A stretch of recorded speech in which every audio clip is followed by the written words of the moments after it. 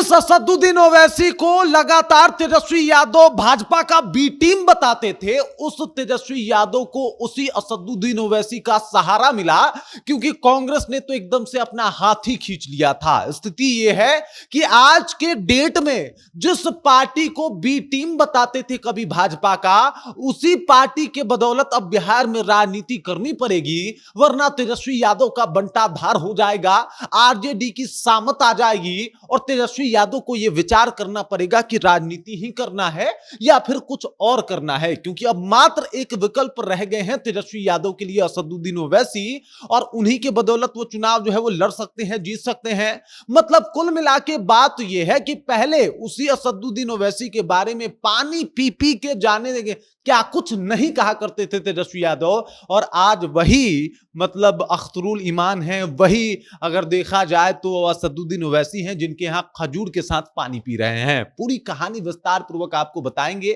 भले ही राज्यसभा का चुनाव कुछ भी रहा हो, परिणाम कुछ भी रहा हो, लेकिन अभी इन सब मामलों के क्या मायने होते हैं इसके बारे में भी चर्चा होगी। क्या एमवाई समीकरण होगा, कांग्रेस से रिश्ता टूटेगा, या फिर तेजस्वी यादव एक बार फिर से गच्चा खाएंगे, इनके ऊपर विस्तार पूर्वक हम लोग चर्चा करेंगे, बातचीत करेंगे। लेकिन उससे पहले मेरा परिचय जान लीजिए। मेरा नाम है रजत और आप जनता जंक्शन देख रहे हैं। आपको ज्ञात होगा, चाहे वो विधानसभा का चुनाव हो या फिर कोई और चुनाव, हर दफा तेजस्वी यादव ने असदुद्दीन ओवैसी को इग्नोर किया, मतलब इनको ज्यादा तवज्जो नहीं दिया। सबने देखा कि किस तरीके से 2020 के विधानसभा चुनाव में जब असदुद्दीन ओवैसी के 5 विधायक जीत गए, तो उनके 5 विधायक में से 4 विधायक को तेजस्वी यादव ने तोड़ के अपने पार्टी में मिला लिया, और तब से ऐसा प्रतीत हुआ कि दोनों में कभी एकता नहीं होगी। उसके बाद 2025 में एक बार फिर से कोशिश की गई, लेकिन यह कोशिश एक तरफा थी, एक तरफा प्यार में पड़े थे असदुद्दीन ओवैसी।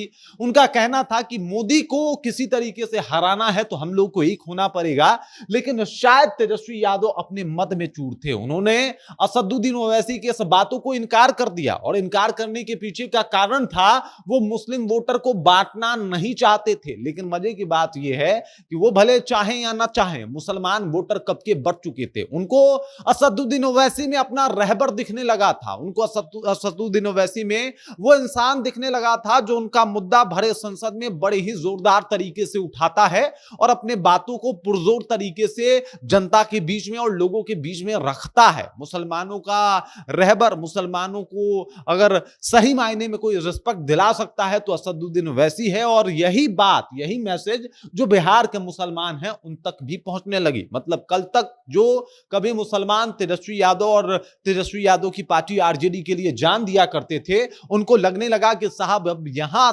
रहना सिर्फ फायदा नहीं है, क्योंकि ये लोग वोट लेते हैं, बाकी कुछ नहीं करते। और उसके बाद मुसलमान शिफ्ट हो गए किसके ऊपर? असदुद्दीन ओवैसी के ऊपर। और इस बात को शायद तेजस्वी यादव उस दरमियान नहीं समझे थे, लेकिन अभी फिर जो है परिस्थितियां बदली और हार के तेजस्वी यादव को जाना पड़ा अख्तरुल ईमान के साथ, जाना पड़ा असदुद्दीन ओवैसी के साथ। इनको पता लग गया कि बिना असदुद्दीन ओवैसी को अपने साथ लिए ये जो बिहार में लगभग 19% मुसलमान हैं, उनके वोट हमको नहीं मिलेंगे और ना ही ये राज्यसभा जीत पाएंगे। तो इन्होंने असदुद्दीन ओवैसी को अपने साथ ले लिया। लेकिन इस बार भी हुआ वही जो चीरकाल से होते आ रहा है।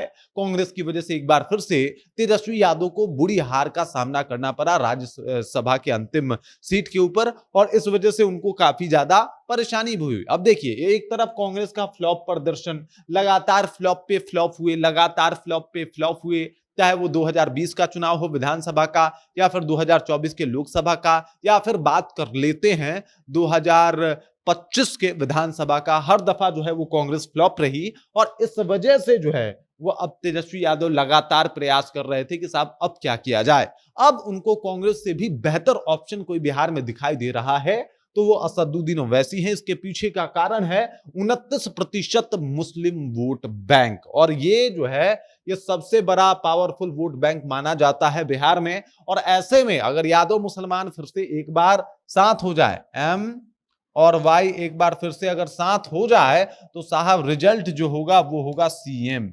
जी बिल्कुल, मुख्यमंत्री का। ये बात जो है वो भली भांति तेजस्वी यादव समझ चुके हैं, और तेजस्वी यादव ऐसा करेंगे भी। लेकिन सबसे बड़ा सवाल कि ये वही असदुद्दीन ओवैसी हैं जो लगातार रिक्वेस्ट कर रहे थे कि हमको अपने टीम में शामिल कर लो, और तब जो है वो तेजस्वी यादव इनको दुत्कार दिया करते थे। ये वही असदुद्दीन ओवैसी हैं जिन्होंने ढोल नगारा पीट के कहा कि साहब हमको जो है वो अपने साथ मिला लो, हम आपका बेहतर कर देंगे, और उस दौरान तेजस्वी यादव ने ये कह के दुत्कार दिया ओवैसी को और उनके पार्टी के कार्यकर्ताओं को कि अगर तुम लोग यहां चुनाव लड़ोगे तो हम क्या चुनाव लड़ने हैदराबाद जाएंगे। और ये वही असदुद्दीन ओवैसी हैं जिनको लगातार बी टीम कहा जाता था कि साहब ये तो बी टीम है, ये भाजपा के बी टीम है, भाजपा के लिए काम करते हैं। अब उसी बी टीम के बदौलत जो है वो आरजेडी अपना रास्ता तलाश रही है, देख रही है, और फिर अब पता चल गया है कि साहब बिहार के मुसलमानों का पावर क्या है, असदुद्दीन ओवैसी का पावर क्या है, और तब शायद अब मुसलमानों की कदर भी होने लगी है।